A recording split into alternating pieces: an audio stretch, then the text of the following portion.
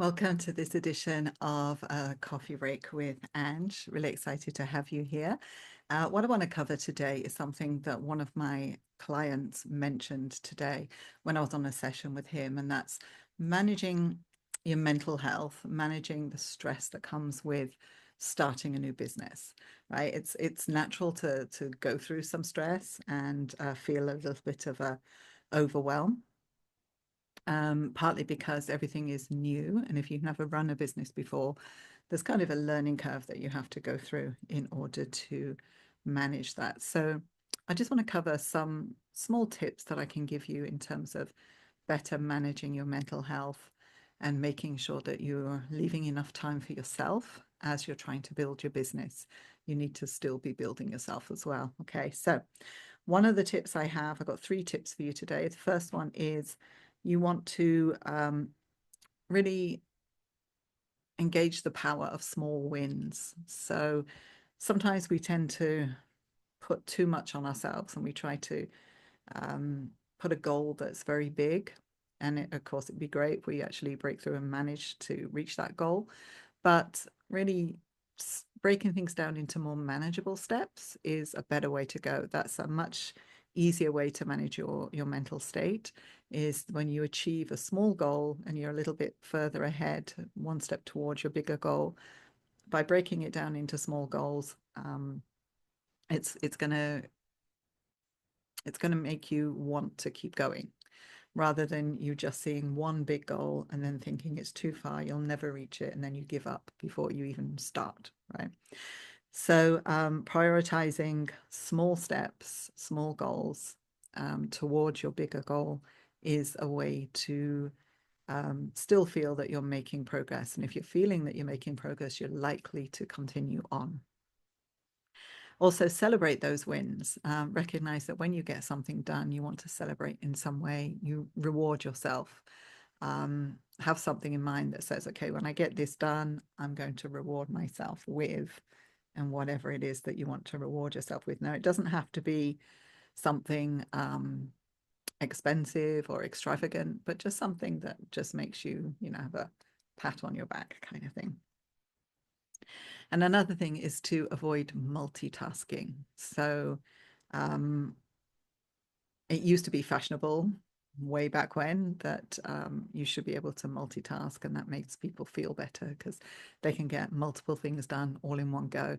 But actually, the best way to do things is to focus on just one thing at a time, get one thing done, then you can move on to the next. Don't try to multitask in one go, because you end up starting loads of things and finishing nothing. And especially when it comes to marketing your business, that's a nightmare. So you really want to reduce your mental clutter in your head by starting something and finishing it, then moving on to the next thing. Don't start multiple things and then you end up not finishing them, or you get confused about where you are within each step. You don't want to do that.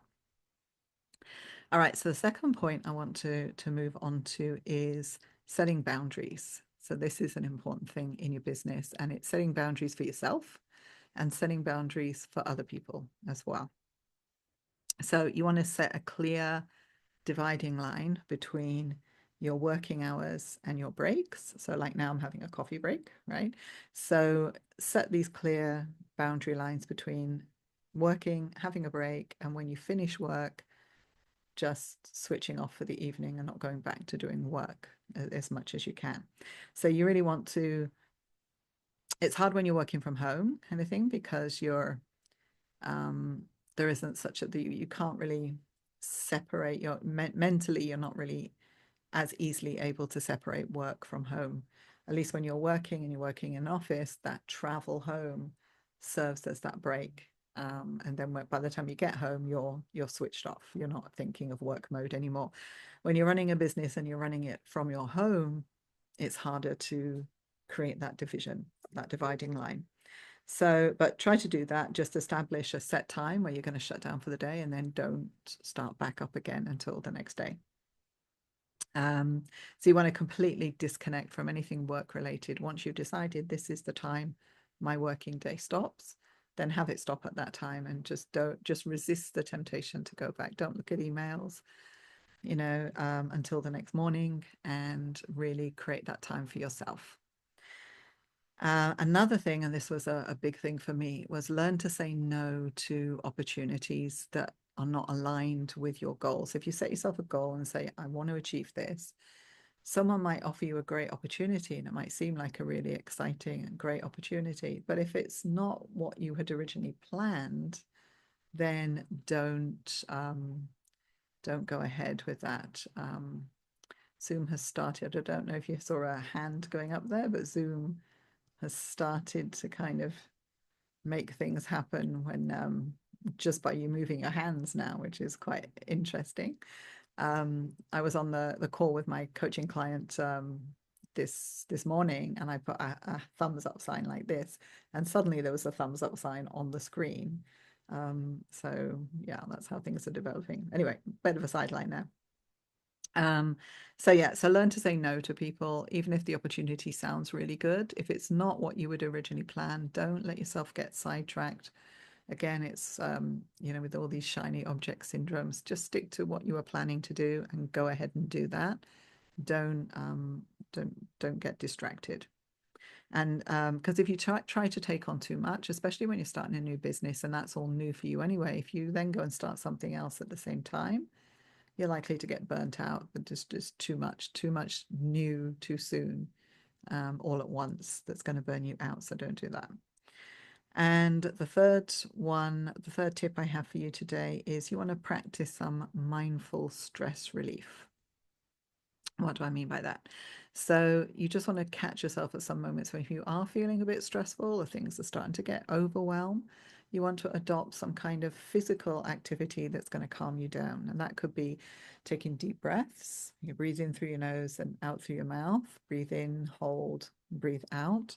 Do that a few times. So this real deep breathing tends to quiet your mind. So that you could practice that, or you could take up some form of meditation or yoga, things like that, that will just have you slowing down, having the mind slow down and practice that. That could be something. So choose which one is best for you. Like for me, yoga is out. I can't do yoga myself personally.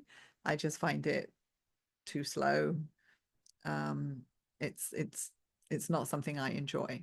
But meditation, yes, I like meditation, and deep breathing, that's easy to do. So just find some ways that is just going to calm your mind. And for me, I find deep breathing is something that really works for me. And also another thing would be to just have regular breaks. Like I said, we're doing now with the coffee break, have regular breaks where you're not focused on your normal work and you're doing something that you enjoy, that it relaxes you, or it's just a change of scenery. And it can literally be a change of scenery. Definitely get up from your desk and go and stretch and go out and make yourself a cup of coffee or tea or any drink that you want to drink. But just that act of movement is enough to change your state. All right. And then what I tend to find is really helpful as well is if you actually leave the house, get up, go out, go for a walk, be with nature, and then come back. You will be in a different frame of mind when you come back. And also because you've gone outside and you probably find that you're socializing with people, even if it's just on a minor scale, that act of socializing with others is enough to change your state as well. So do make sure that you are getting out of the house as well as much as possible. And another way to help you just to manage your state and your mindfulness is keeping a journal. Just write things down so that you're getting things out of your head and onto paper, and you're just clearing that. And I find as well with journaling that I come up with a lot of ideas as I'm journaling. That helps the business as well. So that sort of kills two birds with one stone. And I enjoy writing. When I say journaling, I don't mean necessarily typing on the keyboard. Actually get a physical book, a piece of paper, and a pen, a real pen, and actually write with your handwriting. That's so much more soothing than typing on a computer. All right, so those are three main tips with some sub tips in there. So just to recap, break things into smaller chunks and celebrate those small wins. Don't multitask. Create boundaries to where your work starts and finishes, and don't go back when you have stopped for the day. And learn to say no when things are not aligned to your goals. And then just practice mindful techniques that will help you to relax during the day, like deep breathing, meditation, yoga, going for walks outside, being with nature, going out and talking to people, and journaling in a physical book just to help you clear and declutter your mind. All right. So I hope that's helpful. And if you've enjoyed what I've been talking about today, then subscribe to this channel, ring the bell so that you get notified when I do put other videos up. I'm aiming to do this daily. Hasn't been successful so far, but that's what I'm trying to do. And I really want to give you some tips on a daily basis as I have my break, just to help you to start and run your business from anywhere. All right, so I'm Ange Dove, signing off for now. Have a look at the links below in the channel as well on my YouTube for other ways that you can learn from me, be in touch with me, and other ways that I can help you to build your business. I look forward to actually being able to speak to you at some point as well. Bye for now.